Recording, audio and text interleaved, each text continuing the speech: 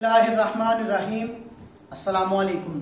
سب سے پہلے درود پاک، اللہم صلی علی محمد وعلی آل محمد وبارک وسلم۔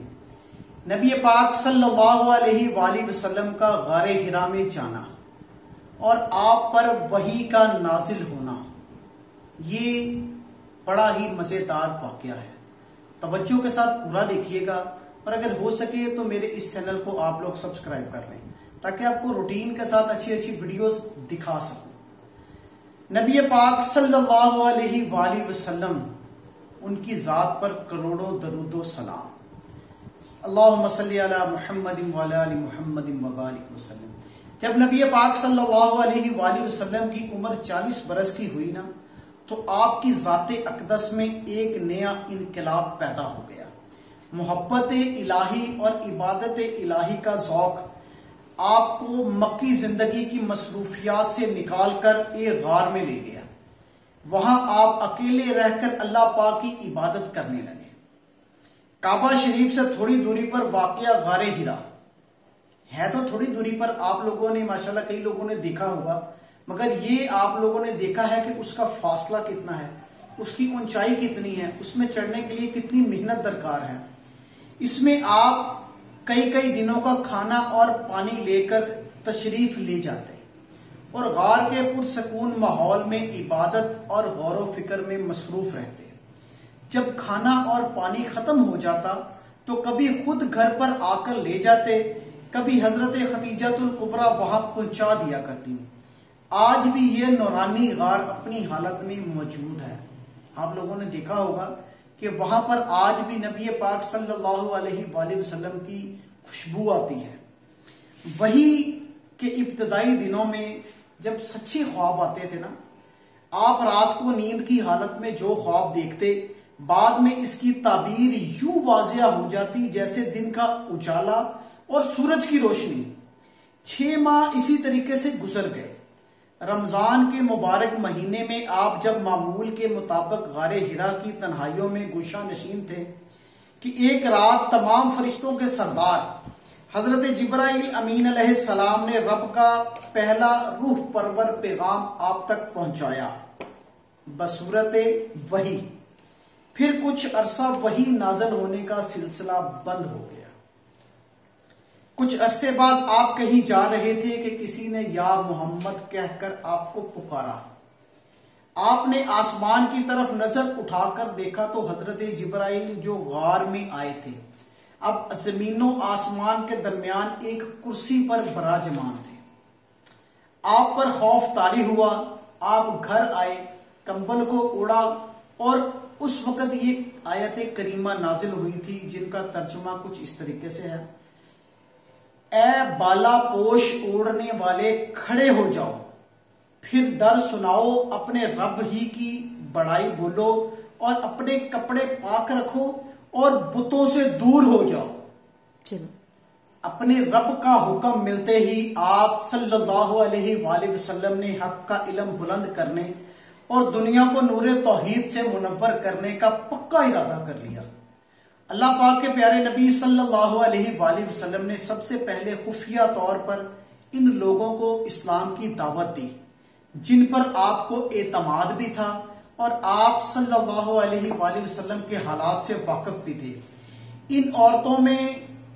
ان حالات میں عورتوں میں سب سے پہلے حضرت خدیجہ، آزاد مردوں میں حضرت ابو بکر صدیق، لڑکوں میں حضرت علی بن ابو طالب، آزاد کردہ غلاموں میں حضرت زید بن حارثہ اور غلاموں میں حضرت بلال رضی اللہ تعالیٰ عنہ نے ایمان قبول فرمایا۔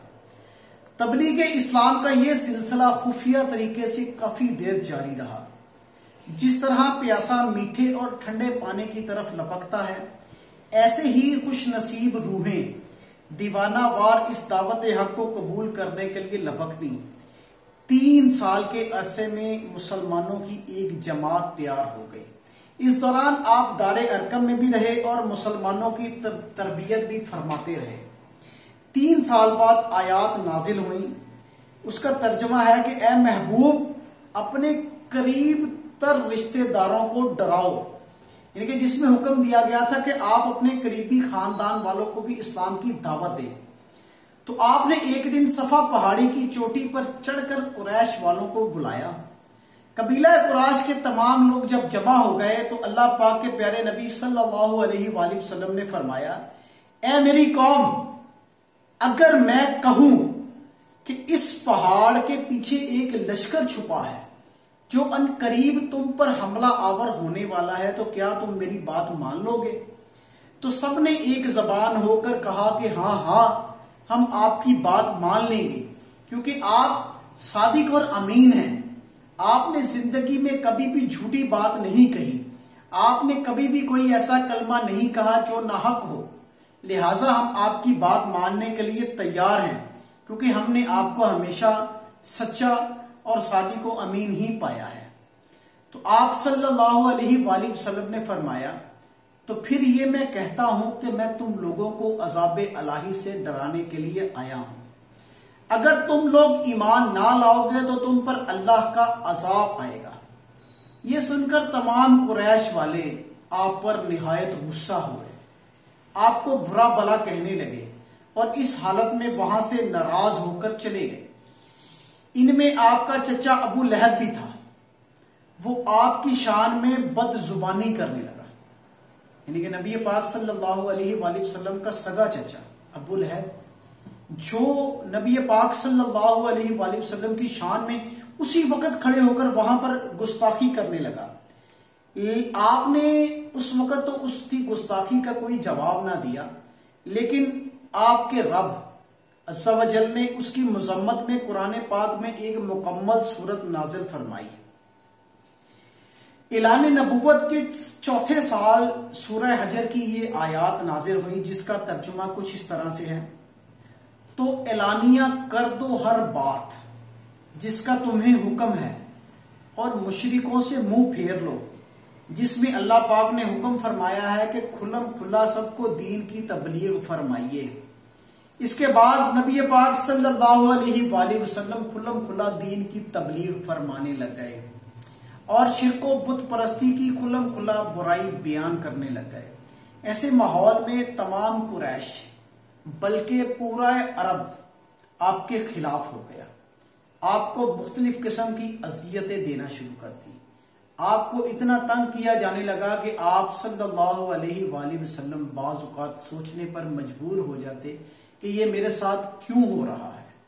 آپ کے ساتھیوں کو تنگ کیا جاتا، آپ کے جو ماننے والے تھے ان کے اوپر ظلم کیا جاتا۔ معاذ اللہ نبی پاک صلی اللہ علیہ وآلہ وسلم کی شان میں اتنی گستاخیاں کی جاتی کہ جو کہنے کے لائق بھی نہیں ہیں۔ اللہ پاک ایسے بد نصیب اور برے لوگوں کی صحبت سے ہمیں بچائے جو نبی پاک صلی اللہ علیہ وآلہ وسلم کی شان میں گستاخیاں کرتے ہیں۔ آمین۔ جزاک اللہ۔